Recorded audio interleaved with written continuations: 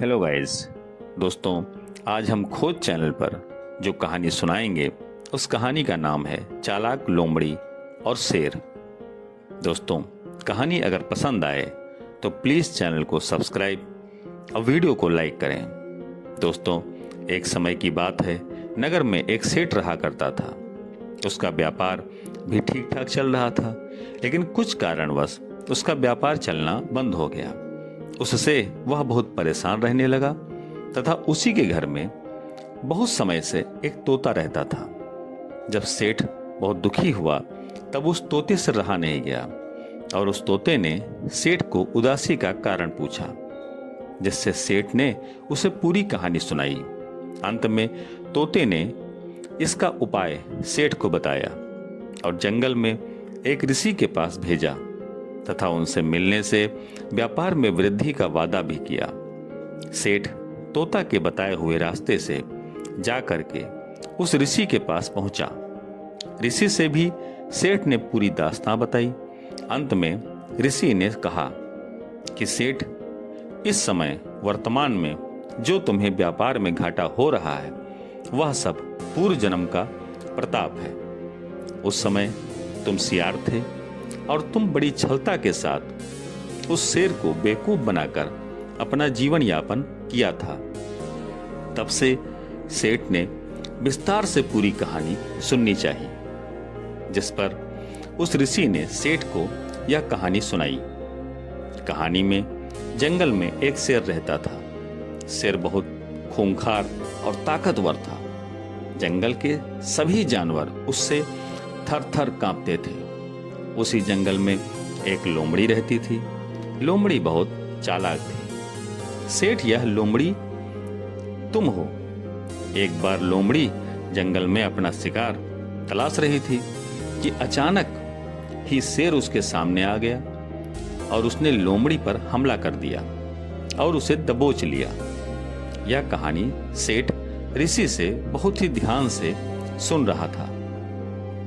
कहानी में लोमड़ी ने जैसे तैसे अपने आप को संभाला और शेर से बोली, शेर भाई, मुझे इस जंगल में भगवान ने भेजा है और अगर तुमने मुझे मारा तो वो तुम्हें इसकी सजा भी देंगे।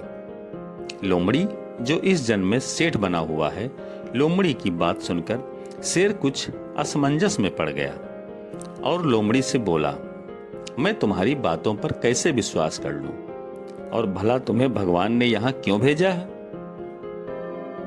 लोमड़ी बोली, यह जंगल बहुत बड़ा है और इस जंगल में आपका राज है।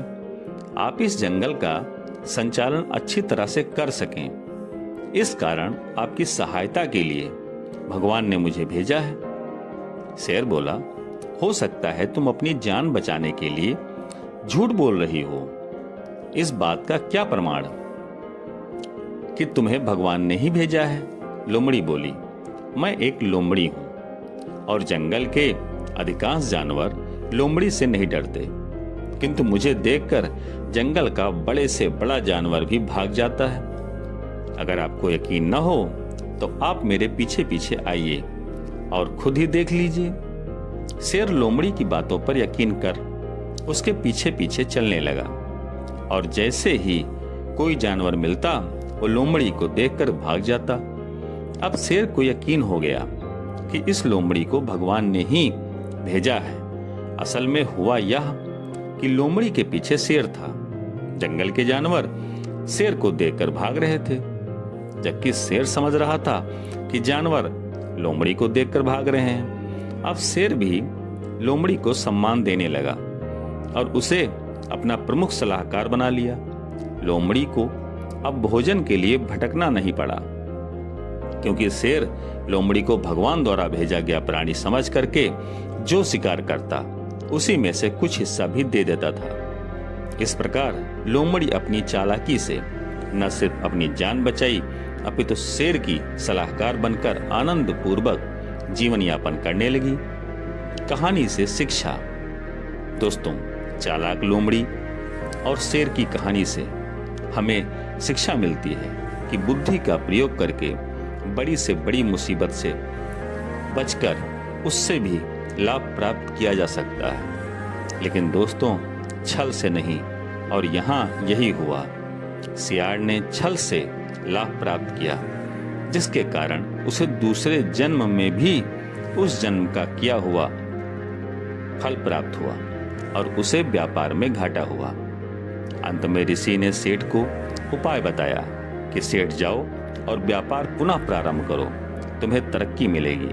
बस एक मेरा उपाय मानना कि किसी से छल न करना।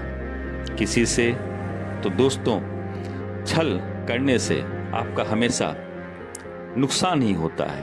तो छल न करना और व्यापार पुनः स्थापित करो, तुम्हें तरक्की मिलेगी। तो दोस्तों अगर कहानी पसंद आई हो तो प्लीज़ चैनल को सब्सक्राइब और वीडियो को लाइक अवश्य करें। धन्यवाद। जय हिंद, जय भारत।